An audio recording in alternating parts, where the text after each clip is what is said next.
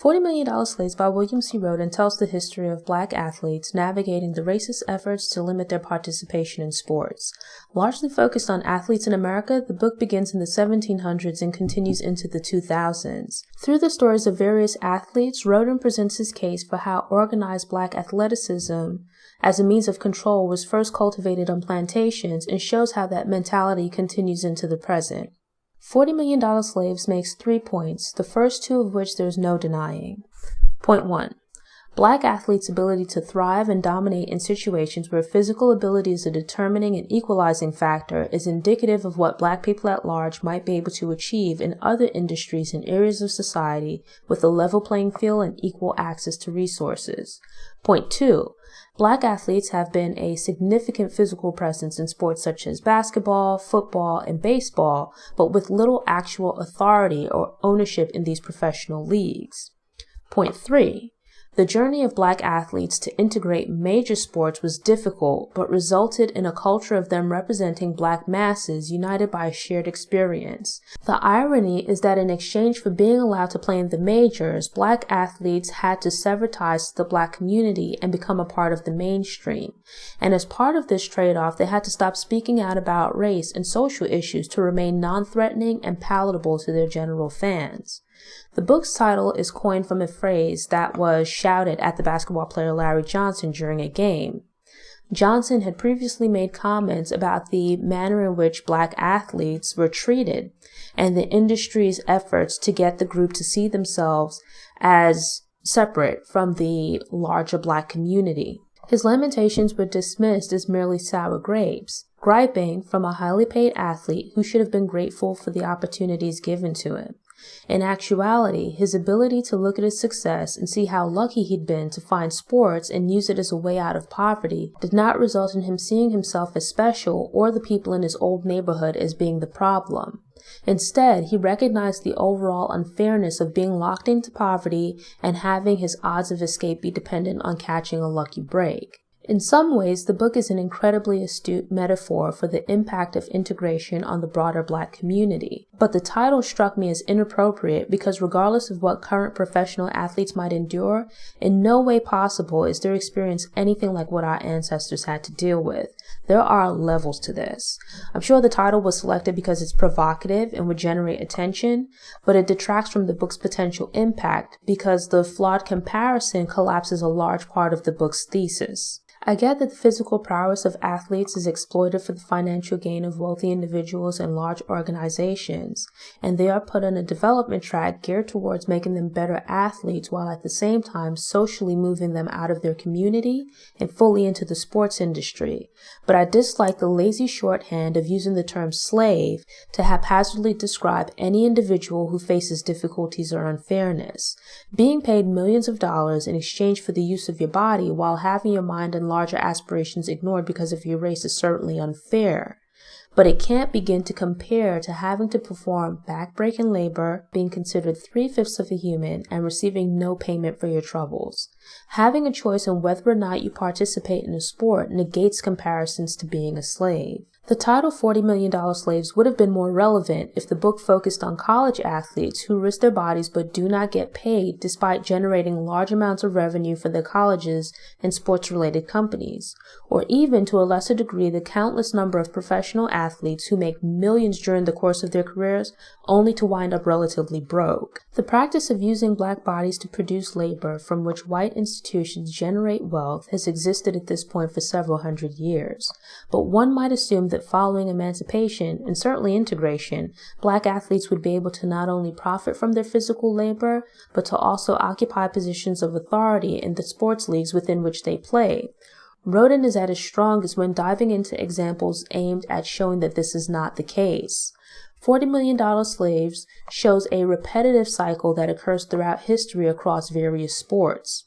One of the book's strong points is when it dives into specific stories, showing how the cycle took place in horse racing, bicycle racing, boxing, etc. A new sport would emerge, or an existing sport would become more formally organized. Black athletes would begin participating in the sport or league, and as the popularity of the sport grew, it would begin to offer bigger paydays, resulting in more athletic hopefuls and increased competition. Black athletes would be viewed as a threat when they began to become more wealthy, prominent, and/or dominant. The governing bodies would then either prevent black athletes from competing outright or would bend the rules to give white athletes a competitive advantage. On the flip side, we also see the cycle of sports being integrated. Black athletes would be eliminated from a sport or mainstream league. The league would continue to exist but lose some popularity and excitement because part of the audience would leave with the black athletes and the remaining participants would be fairly homogeneous. Black entrepreneurs seized the opportunity to build teams and leagues from the now available black talent, but eventually team owners and managers in the mainstream leagues would become aware of what had been built with black talent and aspire to add it to their rosters. There would then be another push to integrate black athletes back into the leagues, while at the same time wresting control and ownership from black owners, coaches, and managers. Yet in either case, the examples of transition phases during the integration of sports disprove part of the book's thesis. There's an obvious divide between black players and team owners/coaches, regardless of the race of the coach or owner. Black coaches and owners are shown as being just as willing to use black athletes for their physical abilities, but with the difference being their willingness to develop and educate black athletes without cutting them off from black social concerns. Rhoden repeatedly states that black athletes are now highly paid slaves because they don't have authority and don't use their platforms to speak out against racial injustice. But this is not a new or recent phenomenon, as athletes are shown to operate in this manner throughout the book, regardless of whether or not they are playing on mainstream teams. The examples of the Negro Leagues in historically black colleges and universities, HBCUs, losing black players to white leagues explains that they took for granted what turned out to be their temporary monopoly on black talent. Granted, this wasn't necessarily as nefarious as it might sound. The reality was that black colleges and team owners didn't have the same relationships as their white counterparts. Black team owners often didn't own their stadiums and experienced difficulty in establishing revenue streams. HBCUs, for a variety of reasons, didn't offer training facilities or media exposure on par with white schools. As a result, the major and mainstream leagues remained more lucrative aspirations for black athletes. When the opportunity came to play in such leagues, it would more likely be financially rewarding and offer more resources. Given the chance to play in the mainstream leagues, black athletes seized it. Black athletes were in the position of having to choose between being merely part of the crew in a huge ship or captain on a small boat. Is it better to retain ownership by remaining independent and managing your own team or league that plays to smaller audiences, or to give up control and freedom to make decisions in exchange for more money and larger audiences? Some of the team and league owners thought their teams might be integrated as a whole into the mainstream leagues. Instead, the star players were identified and signed into the newly integrated leagues as individuals. It's eye-opening to see how this method of integration allowed the mainstream leagues to launch the practice of grabbing black bodies while leaving the minds behind. Black coaches and team owners had essentially scouted, recruited, and trained black athletes, only to have their investments spirited away with the arrival of integration. Overall, I found $40 Million Slaves to be informative and agreed with most of the points that it tried to prove, but it contradicted itself on one of its major points. Rhoden posits that black athletes are physical symbols of what black people could accomplish in other areas of society if the playing fields were level. In addition, he believes that black athletes bear some responsibility to the black community. It's obvious that Rhoden believes this, and he believes that black athletes are slaves because they're prevented from reaching their full potential in this regard by the white sports establishment. Some black athletes, such as Larry Johnson, might lament this, or like Muhammad Ali, push back against these ploys. The author himself stated that some of these past athletes didn't identify with the black community and actually saw themselves as above other black people.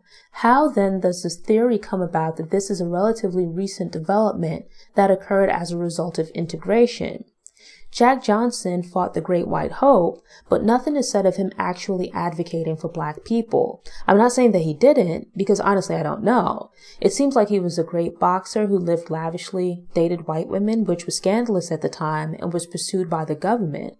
In essence, he lived his life on his terms, but I didn't see examples of him consciously fighting on the behalf of black people. Older black athletes such as Isaac Burns Murphy, Moses Fleetwood Walker, and Marshall Major Taylor are also profiled. They straddle that early period during which black athletes were initially allowed to participate in mainstream sports before being forced out. Some of these athletes were certainly gifted, but did little else for the black community beyond living relatively lavish for black people during their respective time periods. In some cases, the athletes are actually shown to be dismayed at experiencing discrimination, not because it's wrong, but because they're not like other black people. Who's to say that any of these men would have been activists once integration was in effect if they too were merely fighting for acceptance into mainstream sports? I get Rhoden's idea of black athletes being viewed with pride as the black community's great black hopes, but without athletes taking it upon themselves to step into that role, is it reasonable for the black community to expect this kind of ownership over black athletes? And is this actually an expectation of the black community or just Rhoden? Now, I'm very pro-black and for black empowerment, but in general, I'm not very impressed by black athletes or entertainers. It's not that I don't like them, but I don't believe in putting them or anyone else on pedestals. So I don't understand the expectation of black athletes advocating or sacrificing on behalf of the black community when these expectations are not also placed on less prominent everyday black folks regardless of their profession or station in life. I do agree that a trade-off occurred when black people began to be allowed into formerly all-white industries and organizations. Black people as a whole lost a good deal of community solidarity and self-sufficiency as a result of integration. A lack of feeling responsible to the black community is not solely endemic to black athletes. In exchange for access to schools with more resources and better paying jobs, regular black people are also expected to not rock the boat. As with sports, the institutions control the amount and types of positions that would be filled by black people. Low levels of black ownership and people in management positions also exist in many other industries.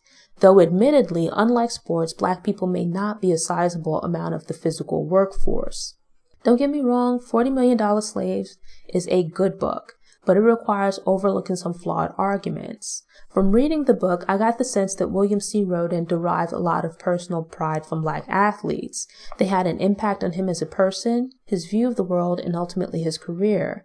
There's nothing really wrong with liking sports or athletes, but there's some obvious bias here in discussing people he thinks should be heroes because of their profession rather than their individual deeds. I also don't understand being surprised at the lack of black ownership and management in sports.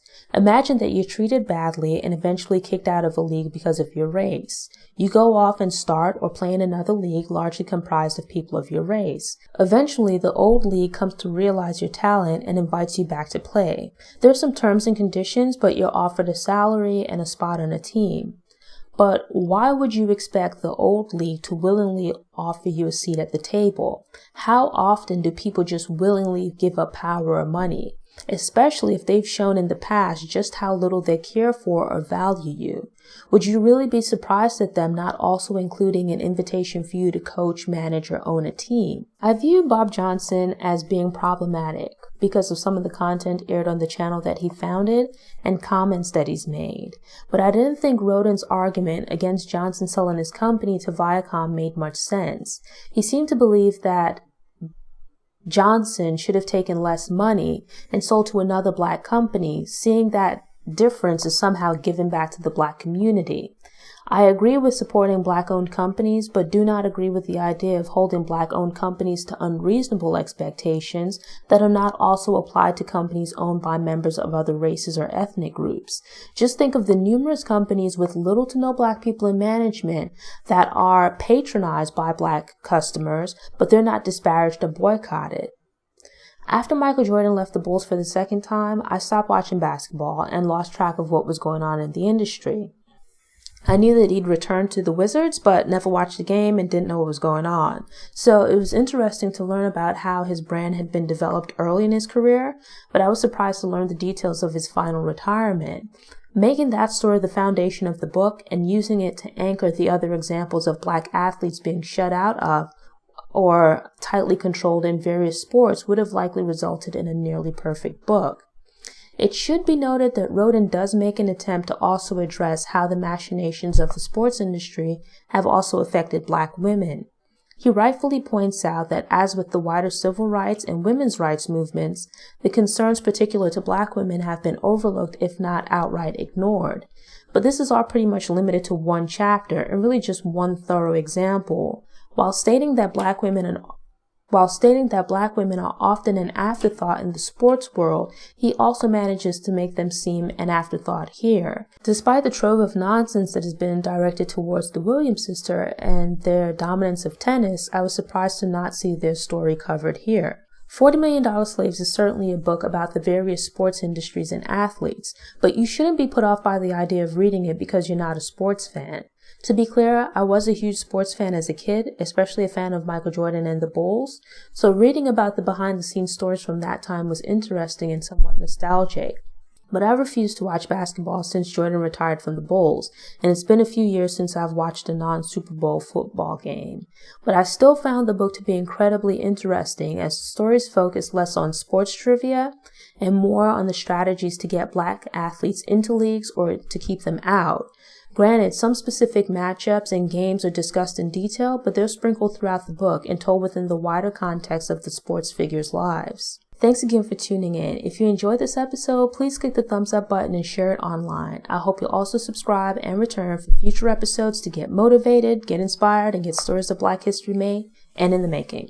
Until next time, take care. For more information about Noire Histoire, visit noirehistoire.com. A link is available in the episode description. There you'll find detailed text, video, and audio for each episode all in one place. While you're there, subscribe to the Noire Histoire newsletter to get fresh content delivered straight to your email inbox. You can also shop for Noire Histoire merchandise and accessories. If you're enjoying the content but would like the option of listening to audio only, you can subscribe to the Noire Histoire podcast via iTunes, which is Apple Music, or wherever you listen to podcasts. Follow Noire Histoire on Pinterest, Instagram, and Facebook. I hope you enjoy the rest of your day.